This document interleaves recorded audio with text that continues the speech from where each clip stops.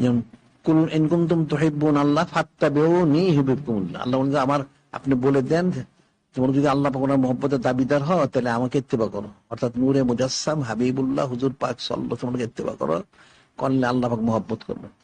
তো আল্লাহ পাক যাকে মহব্বত করবেন তাকে আল্লাহ পাক কিছু দিবেন না? যে যাকে মহব্বত সে তাকে সব দিয়ে দেয়।